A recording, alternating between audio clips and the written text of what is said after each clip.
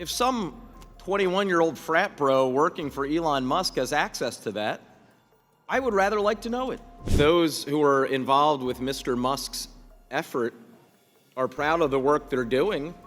I would think they would want this information. So no, the greatest threat to Social Security is not its current financing. The greatest threats to Social Security are Donald Trump and Elon Musk.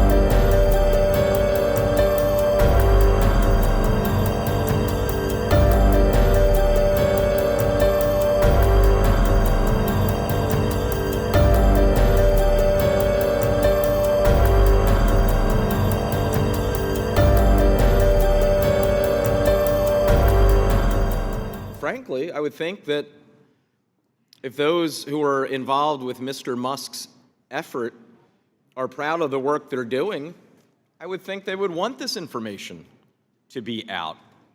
Why wouldn't we want to give taxpayers and all the American people transparency? Why wouldn't we want a full airing of exactly what has been accessed? The logs, the documents, our private information. I'll save any comments about Social Security until later when we're on that resolution, but specifically in Treasury, they have access to our Social Security numbers, date of birth, home address, our full employment history, salary. If some 21-year-old frat bro working for Elon Musk has access to that, I would rather like to know it. I think the folks who I represent, 765,000 of them in the city of Philadelphia, absolutely want to know who is seeing their most private data and most private information. I think that that transcends whether one is a Democrat, Republican, independent, voter, or non-voter. I think, frankly, it is just common sense. And at the very least, this is something that all of us as fellow Americans should be able to vote and provide that level of transparency to the American people. And those who don't want to provide that level of transparency, it raises questions. Why don't they want that transparency?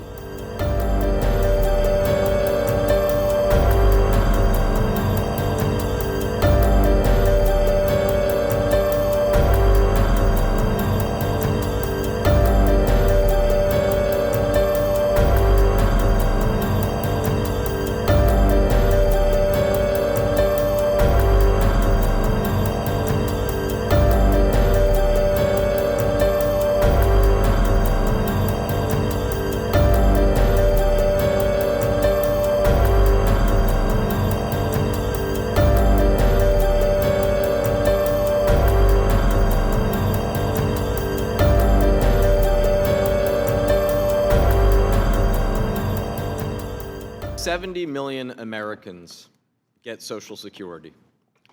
It is the most successful anti-poverty program in American history. It is sometimes called an entitlement. I prefer to call it an earned benefit. Millions of Americans throughout their working careers paid into Social Security with every paycheck. It truly is an earned benefit. Now, there's some who have expressed falsely the notion that somehow Social Security contributes to our national debt. It doesn't at all. In fact, right now, there is a $2.7 trillion surplus in the Social Security Trust Fund. It has been certified both by the Congressional Budget Office as well as the Social Security trustees that there is enough money in the trust fund to fully pay out benefits, 100% of benefits, today through the year 2035, so for the next decade.